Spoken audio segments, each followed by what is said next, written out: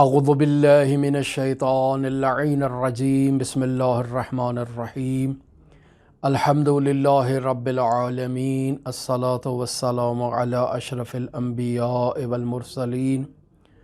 وعلی آلہ الطیبین الطاہرین المعصومین الذین اذہب اللہ عنہم الرجس وطہرہم تطہیرا۔ قال مولانا سیدی الامام الحسین علیہ آلاف تحیت والثناء ان شیعتنا من سلمت قلوبهم من كل غش وغل ودغل۔ حضرت امام حسین علی مقام ارشاد فرماتے ہیں کہ بے شک ہمارے شیعوں کا دل ہر قسم کی ملاوٹ، دھوکے اور فراڈ سے پاک و پاکیزہ ہوتا ہے۔ ہماری آپ کے ساتھ گفتگو حضرات اہل بیت علیہم الصلاۃ والسلام کے شیعوں کی علامات کے بارے میں جاری ہے۔ آج اس سلسلے کا تیسرا درس ہے۔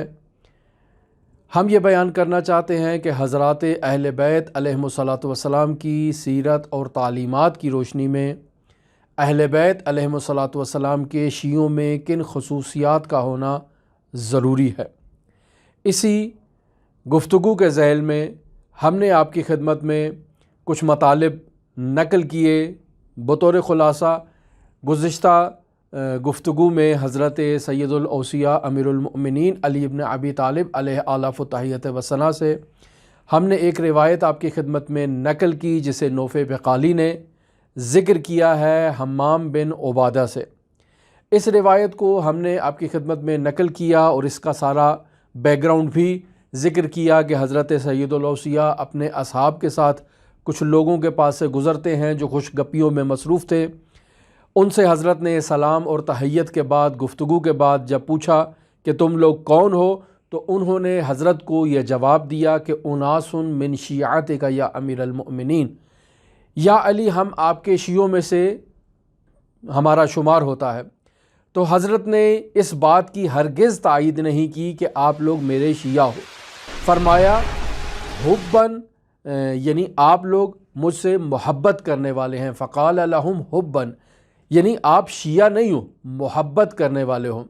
شیعہ کی کچھ علامات ہیں، کچھ خواص ہیں جو اسی روایت کے ذیل میں جب حمام بن عبادہ نے حضرت سید الاوصیاء سے باقاعدہ اصرار کیا اور مطالبہ کیا کہ میرے لیے ان خصوصیات کو ذکر کریں، تو حضرت سید الاوصیاء پہلے تو ٹالنے کی کوشش کرتے ہیں، ان اصحاب کو کہتے ہیں اتقیا اللہ ایھا الرجلان و احسنا، یعنی تقوی اختیار کرو، نیکی کے کاموں میں مصروف رہو، ان اللہ مع الذین اتقوا، اللہ ان لوگوں کے ساتھ ہے جو تقوی اختیار کرتے ہیں، والذین هم محسنون، ان لوگوں کے ساتھ ہے جو احسان کرنے والے ہیں۔ یہ سب گفتگو ہم آپ کی خدمت میں کر چکے ہیں۔ ہم نے آپ کی خدمت میں عرض کیا کہ اللہ تبارک و تعالی کی ذات کی معرفت مومن کی پہلی علامت ہے، یعنی اگر کوئی شخص حضرات اہل بیت علیہم الصلاۃ والسلام کا شیعہ ہے تو اس کی پہلی علامت یہ ہے کہ وہ اللہ تبارک و تعالی کی ذات کے بارے میں معرفت رکھتا ہو۔ حضرت سید الاوصیاء نے حمام بن عبادہ کو جو خصوصیات بیان کی ہیں، پہلی خصوصیت اس میں شیعوں کی علامت یہ بیان کی ہے فَهُمُ الْعَارِفُونَ بِاللَّهِ، ہمارے شیعہ وہ ہیں جو خداوند متعال کی معرفت رکھتے ہیں۔ ہم نے عرض کیا کہ معرفت ایک مرتبہ خداوند متعال کی ذات پر ایمان لانے سے پہلے، یعنی لا الہ الا اللہ کہنے سے پہلے خداوند متعال کے وجود کو ثابت کرنا، اس کے صفات کو ثابت کرنا، صفات ثبوتیہ کو اور صفات سلبیہ کو ثابت کرنا۔ خداوند متعال کا وجود جب انسان کے سامنے واضح ہو جائے تو اب انسان کہتا ہے اشہد ان لا الہ الا اللہ وحدہ لا شریک لہ۔ یہ پہلا مرحلہ جو ہے وہ خداوند متعال کی معرفت کا ابتدائی ترین مرحلہ ہے کہ انسان کو علم ہو کہ اس کا رب کون ہے۔ دوسرے مرحلے میں ہم نے عرض کیا کہ انسان کو صفات ثبوتیہ اور صفات سلبیہ کا علم ہو، انسان کو توحید کی اقسام کا علم ہو۔ ہم نے عرض کیا کہ خداوند متعال کی توحید ذات ہے، یعنی خداوند متعال وحدہ لا شریک ہے۔ اشہد ان لا الہ الا اللہ وحدہ لا شریک لہ، خداوند متعال وحدہ لا شریک ہے، اس کا کوئی بھی شریک نہیں ہے۔ ہم نے عرض کیا دوسری خداوند متعال کی صفات میں توحید ہے، یعنی انسان کو یہ عقیدہ ہو کہ خداوند متعال کی وہ جو صفات جن کا خداوند متعال کی ذات میں ہونا ضروری ہے، یہ صفات خداوند متعال کی عین ذات ہیں۔ باہر سے کسی نے خداوند متعال کو یہ صفات تحفے میں نہیں دی ہیں، یہ خداوند متعال کی ذات پہ یہ صفات عارض نہیں ہوئی ہیں۔ پھر خداوند متعال افعال میں بھی وحدہ لا شریک ہے، یعنی توحید افعالی، لا حول ولا قوت الا باللہ، یعنی پوری کائنات میں، عالم امکان میں، اس عالم کون و مکان میں کوئی بھی قوت سوائے پروردگار کے موجود نہیں ہے، لا حول ولا قوت الا باللہ، یہ توحید افعالی۔ پھر توحید عبادت، یعنی انسان جب عبادت کرتا ہے تو وحدہ لا شریک کی عبادت کرتا ہے، اسی ذات کی عبادت کرتا ہے۔ یہ مراحل جب ہم توحید کے طے کر لیں تو آخری مرحلے میں ہم اس مرحلے پر پہنچتے ہیں کہ انسان اور خداوند متعال کے درمیان کیا رابطہ پایا جاتا ہے۔ اس مرحلے میں جب انسان آتا ہے تو خداوند متعال کی معرفت کے ایک ایسے بلند مقام پر پہنچ جاتا ہے کہ انسان خداوند متعال کے علاوہ اور کسی چیز کو کائنات میں نہیں دیکھتا، یعنی بالمشافہ وہ خداوند متعال ہی کو دیکھ رہا ہوتا ہے۔ کائنات میں جتنی بھی موجودات ہیں ان میں خداوند متعال کی قدرت کو، خداوند متعال کی تجلی کو انسان مشاہدہ کر رہا ہوتا ہے، اور ایسے میں انسان ہر چیز میں خدا دیکھتا ہے۔ لہٰذا انسان کے لیے معصیت کا تو تصور ہی نہیں ہوتا، گناہ کا تصور ہی نہیں ہوتا۔ کیوں؟ چونکہ وہ ہر وقت خود کو خداوند متعال کے محضر میں حاضر جانتا ہے، وہ یہ جانتا ہے کہ میں خداوند متعال کے محضر میں موجود ہوں۔ عین اسی طرح جیسے انسان کے اوپر ایک کیمرہ لگا دیا جائے اور انسان کو اس بات کا علم ہو کہ اس کیمرے کی آنکھ مجھے دیکھ رہی ہے، یعنی انسان عام روٹین زندگی میں جو بھی افعال انجام دیتا ہے لوگوں کے سامنے کوشش کرتا ہے کہ وہ اپنا اچھا چہرہ پیش کرے، اچھے افعال اور اچھے اعمال لوگوں کے سامنے وہ پیش کرے، یہ انسان کی کوشش ہوتی ہے۔ لہٰذا لوگوں کے سامنے ہمیشہ صادق القول ہوتا ہے، لوگوں کے سامنے ہمیشہ نیکی کے ساتھ برخورد کرتا ہے، نیک اعمال انجام دیتا ہے، صادق القول ہوتا ہے، صادق الفعل ہوتا ہے۔ اپنے افعال میں انسان ایک مثبت چہرہ لوگوں کے سامنے پیش کرنے کی کوشش کرتا ہے۔ کیوں؟ چونکہ لوگ اس کے اعمال کے بارے میں قضاوت کریں گے، انسان کو اس بات کا علم ہے، اور لوگوں کی قضاوت سے بچنے کے لیے انسان اچھے افعال انجام دیتا ہے۔ لیکن اگر انہی افعال کو لوگوں کو مد نظر نہ رکھے، خداوند متعال کو مد نظر رکھے، ان افعال کو انجام دے، یہ جو تمام حرکات و سکنات انسان کی روزمرہ زندگی سے، اس کے ان اعضاء و جوارح سے صادر ہو رہی ہیں، ان تمام حرکات و سکنات میں وہ خدائی چہرے کو مد نظر رکھے، خداوند متعال کی ذات کو مد نظر رکھے، اور اس بات پر انسان کی توجہ ہو کہ خداوند متعال کی ذات اسے ہمہ وقت دیکھ رہی ہے، ہمہ وقت خداوند متعال کہ حضور میں یہ شخص موجود ہے۔ تو ایسے میں انسان جو بھی زبان سے کلمات جاری کرے گا، ان اعضاء و جوارح سے انسان کے جو افعال جاری ہوں گے، انسان کی جو حرکات و سکنات ہوں گی، حلتا آنکھوں کا اشارہ، پلکوں کا اشارہ، یہ بھی خداوند متعال کی مرضات کے تابع ہوگا۔ انسان ہرگز کوئی ایسا فعل انجام نہیں دے گا جس پر خداوند متعال کی خوشنودی نہ ہو، یا وہ فعل خداوند متعال کے غیر کی خوشنودی کے لیے ہو۔ تو ایسے میں جب انسان اپنے تمام افعال، تمام حرکات و سکنات خداوند متعال کی خوشنودی کے لیے انجام دے گا تو یہ شخص ہر وقت خود کو خداوند متعال کی بارگاہ میں سمجھ رہا ہے، لہٰذا تمام افعال بہتر اور احسن انداز میں انجام دے گا۔ عین اسی طرح جس طرح شخص جو ہے وہ لوگوں کے سامنے خود کو اچھا پیش کرنے کی کوشش کرتا ہے، جب اس شخص کو معلوم ہو جائے کہ اس کمرے میں کوئی شخص موجود نہیں ہے سوائے اس کیمرے کے، یہ جو کیمرہ لگا ہوا ہے جو مجھے دیکھ رہا ہے، یہ کیمرہ میرے تمام افعال، میری تمام حرکات، تمام سکنات کو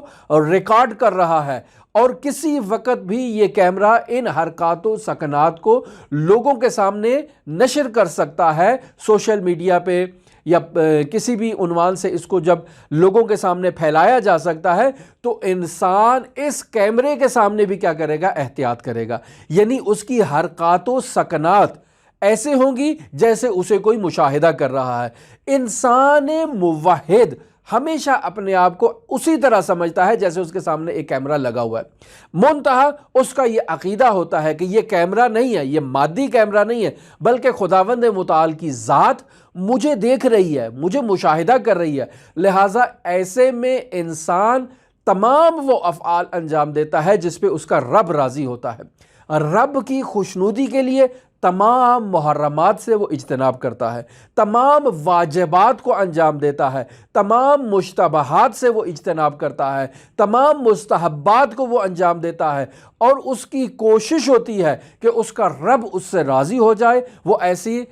کردار اپنا پیش کرے کہ اس کا رب کہے کہ بتا تیری رضا کیا ہے۔ یعنی انسان اپنی خودی کو اس قدر بلند کر دیتا ہے کہ رب کی رضا اب اس کی رضا میں شامل ہو جاتی ہے، یعنی رب اس کی رضا کو مد نظر رکھتا ہے کہ میرا یہ بندہ کیا چاہتا ہے اب مجھ سے، لہٰذا رب اس کی مرضات کو خرید لیتا ہے اور اس بندے کو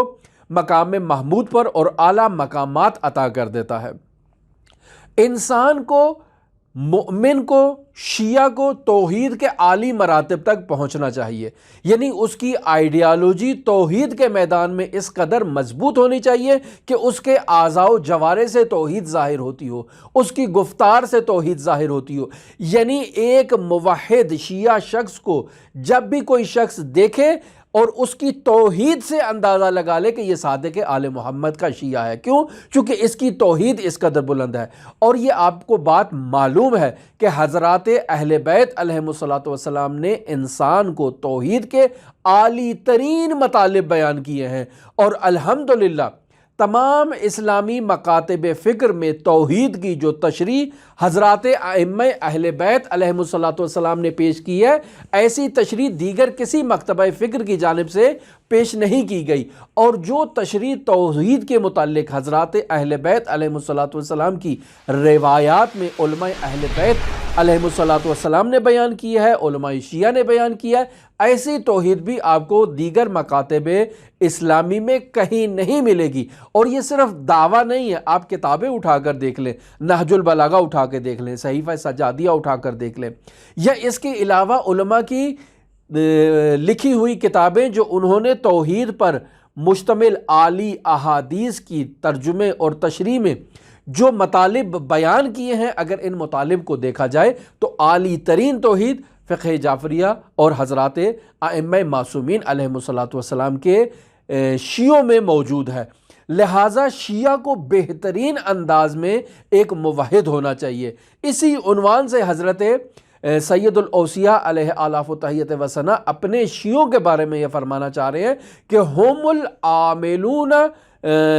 العارفون باللہ، کہ ہمارے شیعہ اللہ تبارک و تعالیٰ کی ذات کے عارف ہوتے ہیں۔ جب عارف ہو جاتے ہیں تو اس عرفان کا لازمہ عمل کی صورت میں ظاہر ہوتا ہے، یعنی انسان موحد،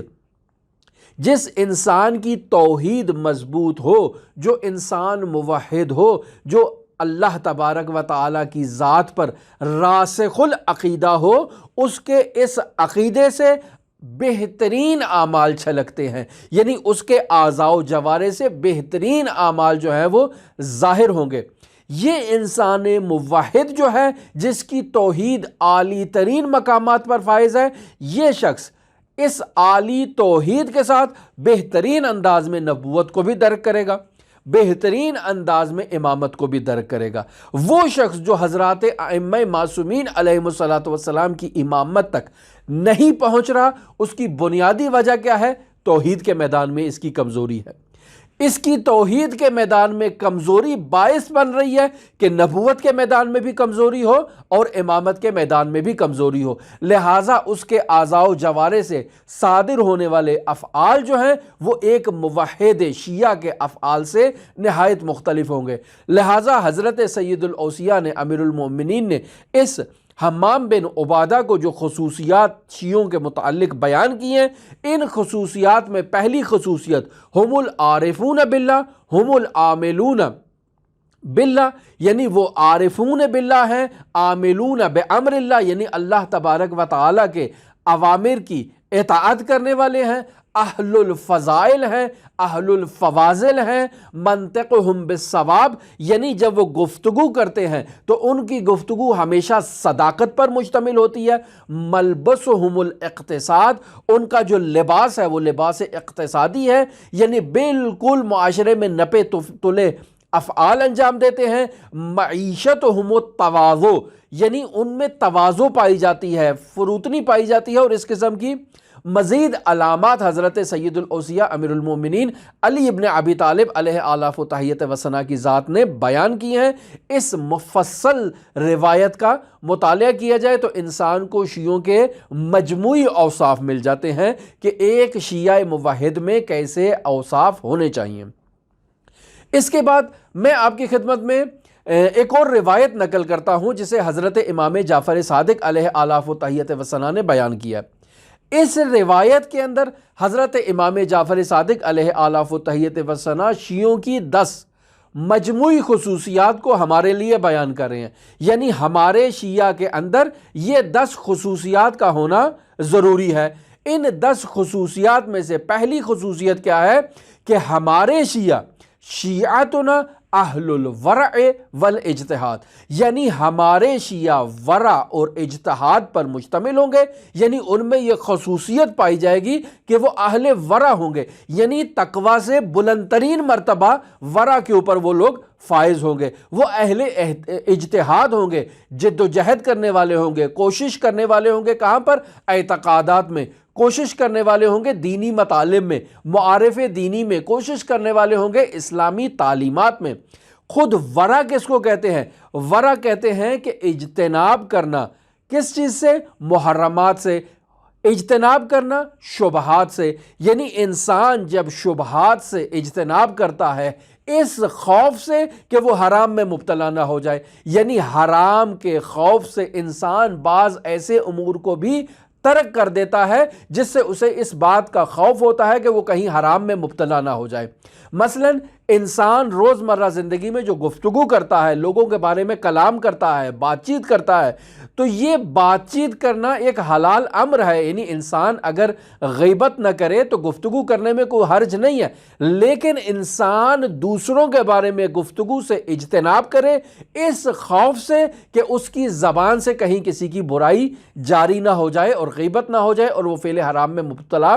نہ ہو جائے۔ پس انسان حلال کو ترک کر رہا ہے حرام میں مبتلا ہونے کے خوف سے۔ یہ بھی ورع کی ایک قسم ہے کہ جس کی باقاعدہ اقسام موجود ہیں۔ پھر اس کے بعد حضرت صادق آل محمد شیعیان علی ابن ابی طالب کی جو دوسری خصوصیت بیان کرنا چاہ رہے ہیں وہ یہ ہے کہ شیعتنا اہل الوفاء والامانہ، یعنی ہمارے شیعہ کیا ہیں؟ ان میں یہ خصوصیت پائی جاتی ہے کہ ہمارے شیعہ ہمیشہ وفادار ہوں گے اور امانت دار ہوں گے، یعنی آپ ان سے بے وفائی کی کبھی توقع نہیں رکھ سکتے، اور ہمارے شیعوں سے کبھی امانت میں خیانت کی توقع رکھنا بالکل غلط ہے، کیوں؟ چونکہ ایسی چیز ممکن ہی نہیں ہے، محالات میں سے ہے۔ ہمارا شیعہ وفادار ہوگا، ہمارا شیعہ امانت دار ہوگا۔ پھر اس کے علاوہ حضرت امام جعفر صادق علیہ آلاف و تحیت و ثنا ارشاد فرما رہے ہیں کہ شیعتنا کیا علامت ہے ان میں تیسری؟ اہل الزہد والعبادہ، ہمارے شیعہ زاہد ہوں گے، ہمارے شیعہ عابد ہوں گے۔ زاہد ہونا اور عابد ہونا بھی شیعوں کی ایک علامت ہے۔ پھر اس کے علاوہ حضرت صادق آل محمد جو بیان کرنا چاہ رہے ہیں وہ علامت یہ ہے کہ شیعتنا اصحاب احدی و خمسین رکعہ فی الیوم واللیلہ، یعنی ہمارے شیعہ دن اور رات کے وقت 51 رکعات نماز پڑھنے والے ہوں گے، یعنی باقاعدہ وہ اپنے 24 گھنٹے دن اور رات کے اندر 51 رکعات نماز ادا کرنے والے ہمارے شیعہ ہیں۔ القائمون باللیل، ہمارے شیعہ رات کو تہجد کی نماز پڑھنے والے ہوں گے، قائمون باللیل کا مصداق ہے، اور الصائمون بالنہار، یعنی دن کے وقت وہ روزہ رکھنے والے ہمارے شیعہ ہوں گے۔ پھر اس کے علاوہ حضرت صادق آل محمد فرما رہے ہیں یزکون اموالہم، ہمارے شیعہ اپنے اموال کا تزکیہ کرنے والے لوگ ہوں گے، یعنی زکوٰۃ ادا کرنے والے ہوں گے۔ زکوٰۃ سے فرار کرنے والا ہمارا شیعہ ہرگز نہیں ہو سکتا۔ پھر اس کے بعد حضرت صادق آل محمد فرما رہے ہیں وَيَحُجُّونَ الْبَيْتَ، یعنی ہمارے شیعہ خانہ کعبہ کا باقاعدہ حج کرنے والے شیعہ ہوں گے۔ یعنی اگر معاشرے میں آپ کو شیعہ دیکھنے ہیں تو یہ علامات ایسی علامات ہیں جو ہمارے شیعوں کے اندر پائی جاتی ہیں، وہ حج کرنے میں ہمیشہ دوسرے مسلمانوں کے اوپر سبقت حاصل کریں گے۔ پھر اس کے علاوہ آخری خصوصیت جو حضرت صادق آل محمد ارشاد فرما رہے ہیں اپنے شیعوں کی وَيَجْتَنِبُونَ كُلَّ مُحَرَّمٍ، یعنی ہمارے شیعہ ہر فعل حرام سے اجتناب کرنے والے ہوں گے۔ یہ وہ خواص ہیں جسے حضرت صادق آل محمد سے نقل کیا ہے مرحوم شیخ حر آملی نے اپنی کتاب وسائل الشیعہ کی جلد نمبر 3 کے صفحہ نمبر 41 پر حدیث نمبر 26 کے تحت۔ یہ وہ علامات ہیں جو کلی علامات ہیں جو حضرات اہل بیت علیہم السلام کے شیعوں کے اندر ہونی چاہیے۔ پھر اس کے علاوہ حضرات اہل بیت کے شیعوں کی کچھ مخصوص علامات بھی ہیں کہ جنہیں ہم اخلاقی خصوصیات کہہ سکتے ہیں، انہیں بھی ہم آپ کی خدمت میں بیان کریں گے۔ ہماری دعا ہے کہ خداوند متعال ہمیں حضرات اہل بیت علیہم السلام کے حقیقی شیعیان کی فہرست میں شمار کرے اور ان نورانی معارف پر عمل کر کے حضرات اہل بیت علیہم السلام کی مرضات اور خوشنودی کا مصداق بننے کی توفیق عطا فرمائے۔ وما علینا الا البلاغ المبین۔ اللہم صلی علی محمد و آل محمد وعجل فرج قائم آل محمد۔